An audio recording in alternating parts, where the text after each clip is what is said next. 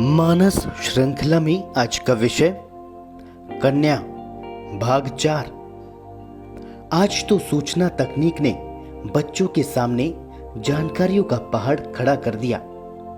बच्चा उनमें पूरी तरह खो जाता है। हाथ में हम जैसे ही कोई खिलौना देते हैं वह तुरंत हमें छोड़कर खिलौने में खो जाता है। उसका जिज्ञासु मन भीतर की शक्तियों से परिचय नहीं पा सकता। हम शुरू से ही उसे खुद से दूर ले जाते हैं। स्कूली शिक्षा उसे फिर कभी अपनी ओर लौटने ही नहीं देगी। जो कुछ सीख कर आया वह भूलना पड़ा। मन के सपने, जीव के मानव ध्येय के लक्ष्य, मानव धर्म, सब कुछ जीवन से बाहर निकल जाते हैं। शेष शरीर के रूप में पशु रह जाता है। बस आहार, निद्रा, भय, मैथुन रह जाता है। शिक्षा आदमी को पशु भाव की ओर ले जाती है और माँ बाप प्रसन्न होकर हर साल केक काटते रहते हैं। मानव जीवन तो भाव प्रधान होता है, जो कि मन का धरातल है। स्त्री चूंकि सौम्य है, मन प्रधान है। कन्या का विकास स्त्रीण में ही देखा जाता है। उसी में सृष्टि का विकास निहित है। वही फूल बनती है, समाज को सुगंध और पराग देती है। शिक्षा इन फूलों को विकास के नाम पर गंधहीन बनाती जा रही है, मानो कागज के हों। जो कन्या स्कूल जाने लगी, उसके संवेदना के स्पंदन अगली पीढ़ी तक कैसे पहुंचेंगे? घर पर भी माँ होमवर्क के नाम पर अत्याचार करती दिखाई पड़ती है। जीवन की बातें, कहानियां, बोध कथाएं, लोरियां आदि के अभ्यास जो जीवन में रस भरते हैं, खो गए। इसका एक ही परिणाम हुआ, कन्या का स्थान नारी ने ले लिया। स्त्री वहां भी नहीं रहती। शिक्षित समाज मूल्यों की दृष्टि से स्वच्छंद हो गया। संस्कार शून्य समृद्धि ने पशुता को ही बढ़ावा दिया। अपने लिए जीना रह गया। लड़का लड़की दोनों का ध्यान जिंदगी से हटकर कैरियर, पेट भरने पर ठहर गया। लेना जीवन में प्राथमिकता बन गया। देने का भाव बहुत पीछे छूट गया। अपनों को देना भी कठिन लगता है। संपन्न लोग भी स्वभाव से अभावग्रस्त हो गए। संवेदना का स्थान अतिक्रमण और आक्रामकता ने ले लिया। देना स्त्रीण स्वभाव है। पुरुष विस्तार चाहता है, येन केन प्रकारेण। स्त्रीण के अभाव में नारियों में भी पुरुष भाव प्रवाहमान होने लगा। प्रकृति ने जिनको एक दूसरे का पूरक बनाया, वे प्रतिस्पर्धी हो गए। शरीर से पूरक, मन बुद्धि से प्रतिस्पर्धी। एक होकर जीने का मार्ग शिक्षा ने पूरी तरह से बंद कर दिया। समाज कन्या भाव शून्य हो गया। संवेदना शून्य होकर व्यक्तिवाद बढ़ता जा रहा है। वसुधैव कुटुंबकम में विश्वास उठता जा रहा है। मानवता तब कहां टिकेगी?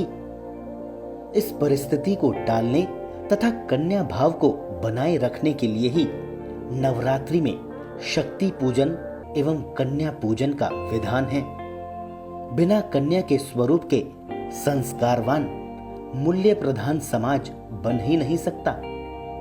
समाज की शक्ति नारी में ही निहित है। वही समाज का भी निर्माण करती है, मूर्तिकार है। बुराइयों को मिटाने की क्षमता, पुरुष को नारायण बना देने की दृष्टि उसके पास है। स्वयं पुरुष को अपनी शक्ति का भान नहीं होता। वही कामना से विरक्ति बनती है, पुरुष को बाहर से समेटती है। उम्र भर जीवन में कन्या भाव की उपस्थिति से ही ये उपलब्धि संभव है।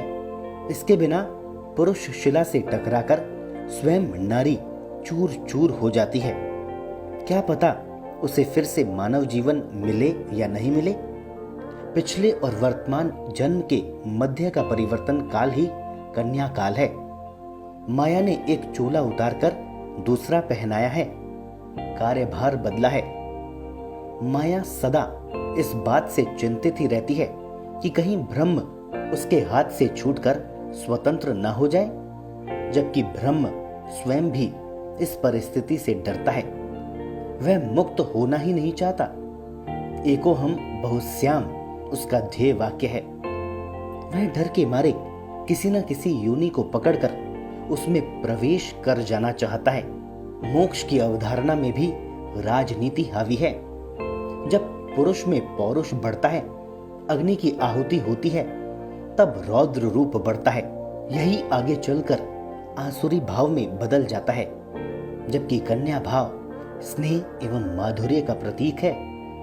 इसमें यदि पौरुष अधिक हो गया तब पुरुषों के प्रति आकर्षण घट जाएगा। पुरुष भी इस ओर आकर्षित कम ही होंगे। स्त्रियों की ओर आकर्षण बढ़ता ही जाएगा। दो महिलाओं का आपस में विवाह कर लेना इसकी पराकाष्ठा है। मन में सृष्टि विस्तार का भाव ही तिरोहित हो जाता है।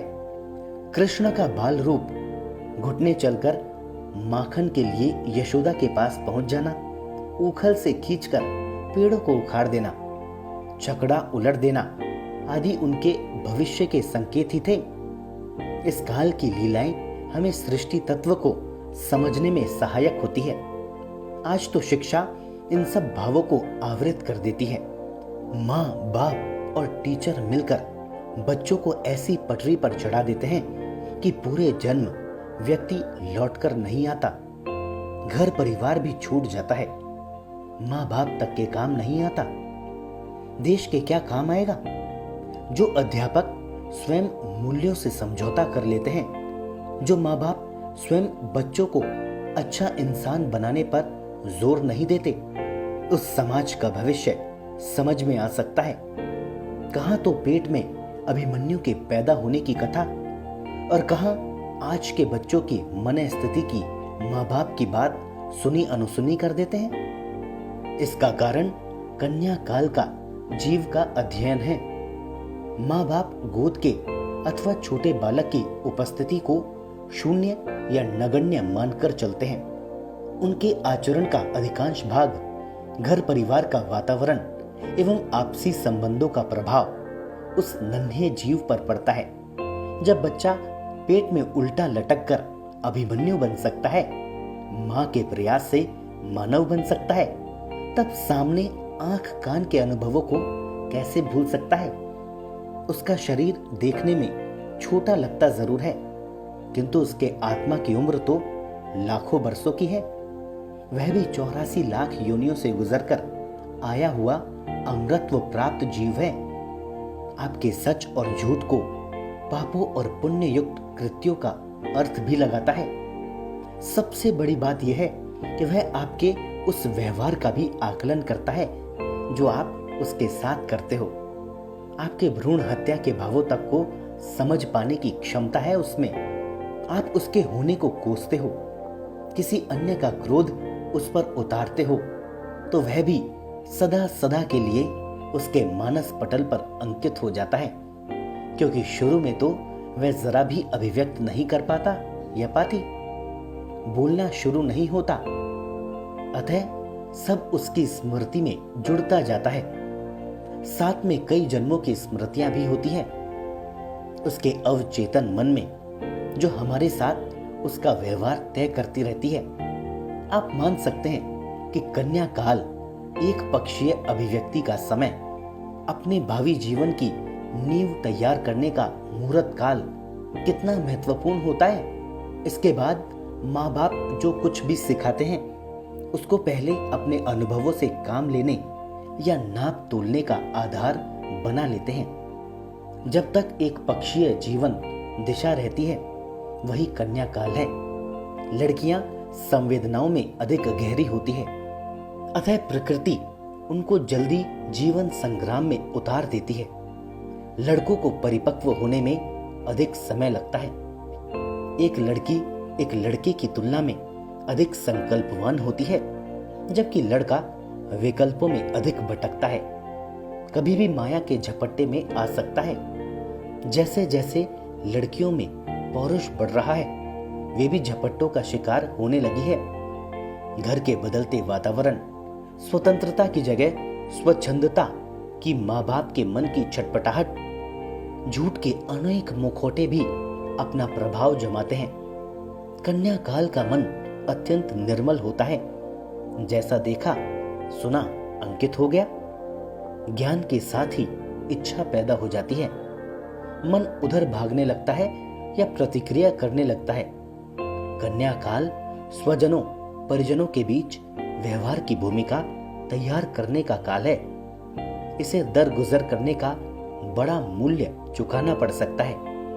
आप जैसा व्यवहार करेंगे बच्चे उसी को ब्याज के साथ लौटाएंगे। आप चाहें तो उन्हें नौकरों के भरोसे छोड़ दें और चाहें तो टीवी के भरोसे छोड़ दें, चाहें तो पास रखें अथवा धन के अभिमान में कहीं दूर महंगे छात्रावास वाले स्कूल कॉलेज में। श्रेष्ठतम बात तो यह है कि दादा दादी के पास छोड़ दें। उनको मालूम है कि बच्चे को क्या कैसे पढ़ाया जाता है। आपका निर्णय आपका ही भविष्य बनेगा। बालक भगवान रूप अतः न्यायवान होता है।